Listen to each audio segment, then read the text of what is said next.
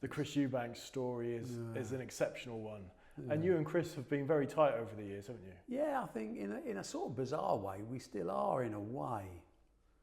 I mean, Eubank's, I suppose if you share that much history with someone. Yeah, you can't help it. It was a massive part of my life. I mean, I was best man at his wedding. You know, you don't forget things like that. I mean, the fact that he's as nutty as a fruitcake, neither here nor there. But he knows I think he's nutty as a fruitcake. And in a way, he sort of warms to that because he made a lot of mistakes outside of the ring that if he'd have listened more, I could have prevented, you know, especially financial mistakes. But he wanted to be his own man and control his own destiny, and I respect that. But even today, I mean, he phoned me up a couple of weeks ago, and he's like, bizarre. He said, I've just been thinking. He said, it wasn't me. It was you, wasn't it? And I went, what? He said, what made Chris Eubank the enigma? He said, it wasn't me. It was you. It was all part of a plan.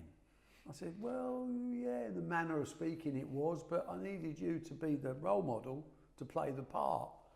He said, I didn't realise until recently how much influence you actually really had on me, which I took as a great compliment, you know. And I would still never have a bad word said against him because whilst he can be very annoying and in his eccentricism, if that's a word, he's dead genuine, he's dead straight and he tells you the truth. Have you got a Eubank impression? No, I don't do Eubank impressions. I think it's disrespectful. Do you actually? When Eddie reels them off, do you think that? I think it's hilarious. But it is disrespectful. What was your first meeting like with Chris, by the way? Do you remember the first one? Very clearly, very clearly. I was, like everything else, you know, I'm an enthusiast, but I'm a studier.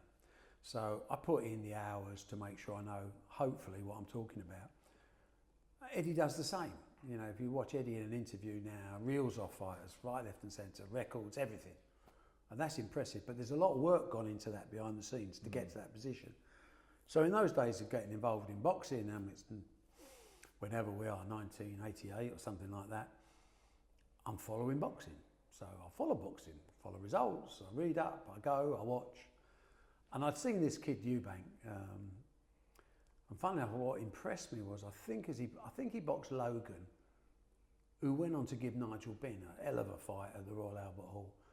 I think it was about his 8th or 9th fight, and I thought that's quite a tough fight to take at that stage of your career, and he won on points. But it just registered, and during the World Snooker Championships of that year, Len Ganley was the snooker referee, quite a big personality in his own right, and he just phoned me up out of the blue and said, there's a kid up here who wants to see you. Eubank was sparring with Errol Graham. He learnt enough with Errol Graham to make sure he never fought him, because Errol was a top class fighter. He said he wants to see you. His name's Eubank. I went, yeah, I know the name, remember that. I said, well, I'm up next week or whenever.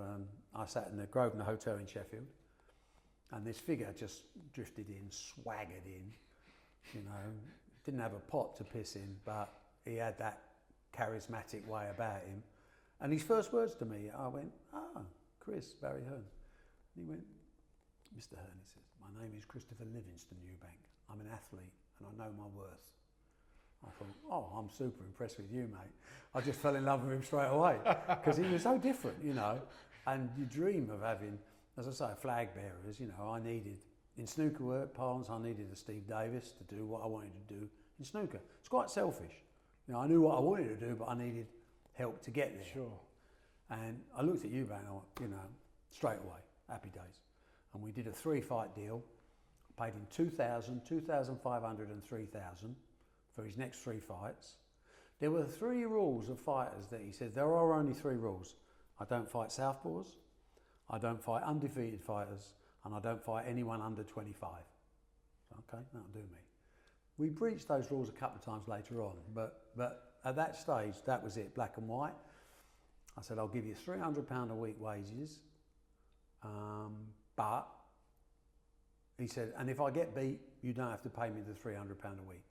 I said, no, things can happen in boxing, son. If you get beat twice, I won't pay you. But he didn't, while in my control.